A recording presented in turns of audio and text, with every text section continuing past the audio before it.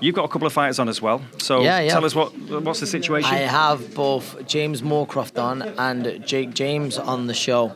It'll be before the TV show, but if there's a few early nights, then some of them might get some time on terrestrial television, so that'll be great. But more than anything, listen, once you good performances, both have worked hard, and I think the seen as fights now where both almost ready to pull out the leash. James coming back obviously from last time, but he's got a very live opponent.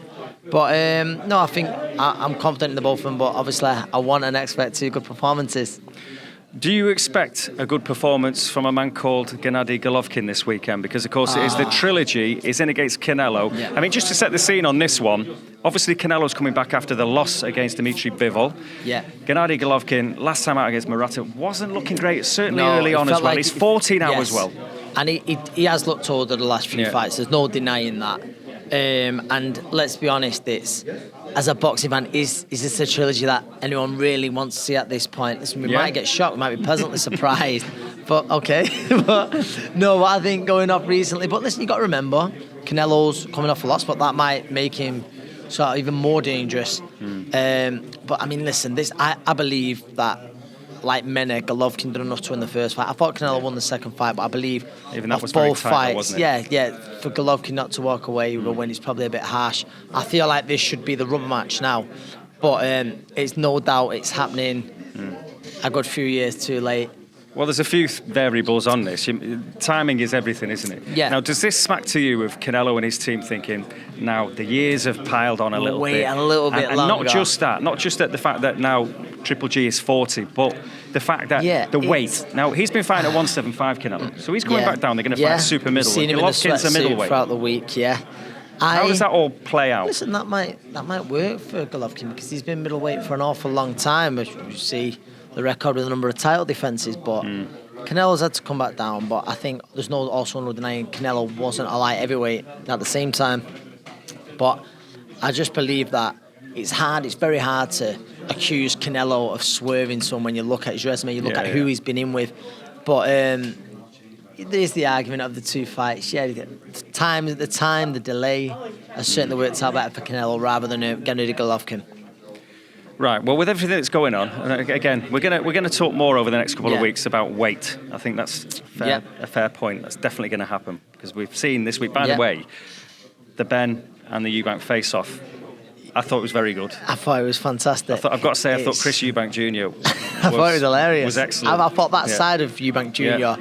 They won a lot of people over. And he was very smart. He's a smart guy. And we know that Connor's a great lad as well. Don't get me wrong. And he likes to. Normally, he gets angry in fight week and all the rest of it. But he's a really good lad. You could see a little bit with Connor's going. Yeah. There's one famous bit like, "How's it got to this? How's it got about Eubank Jr.'s sex life?" But no, it was good. I really enjoyed it. It was good. We're going to talk more and more and more about that. But as it is at this point now, we need your bet. Oh, bet, right. Okay.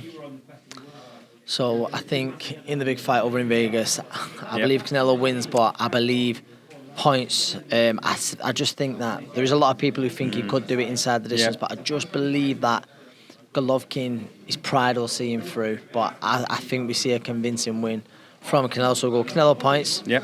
In Colliers Moston, the legendary gym. I think Linden gets it done inside the distance. Gavin Quinn, he gets the win, just to win. It's a great fight. And then there was one more. Zorro and Spellman. I think that's a real pick in that, but I go for Zorro on points. Zorro on points. So points, a win for Gwynn. Arthur inside the distance against Seguera, and then it's points Canelo. Yes, you heard it. It. Anthony, $1 Million Crolla giving the predictions. Well, that's about it then from the fantastic Collyhurst and Moston Club. Next weekend, there's a busy one. Very busy because obviously there is the Frank Warren, the Queensberry card in Manchester. It's Joyce Parker. Plenty of action. It's all going to be in Manchester, of course, which is very handy. But also down the road in Nottingham is the Matchroom card. Lee Wood off the bill, obviously. We know about the injury there. I wish it was down the road because I'm going to be up and down the motorway. You are going to be to and fro in big time, But of course, you've got Rhiannon Dixon on that fight card, haven't you? Great to have her back out. How good is it, though, quickly, to have Maxie Hughes headlining after... Fantastic. We were watching him at Sheffield Ice Rink and whatever it was, and all these little shows. And one of the great characters, one of the great success stories, Cinderella stories of British boxing, and it promises to be a great fight. So I've seen Barek Galahad, his opponent. in this training camp a little bit, and it promises to be a fantastic fight. So I'm looking forward to that. Plenty of action coming up. Very, very busy few weeks. But from North Manchester, thank you very much indeed for watching. Oh, before I do, better say it, always should. Go to YouTube, check out the Lightweight Boxing Show. Subscribe, notifications, see all Crolla's fine work. And we'll catch you next week.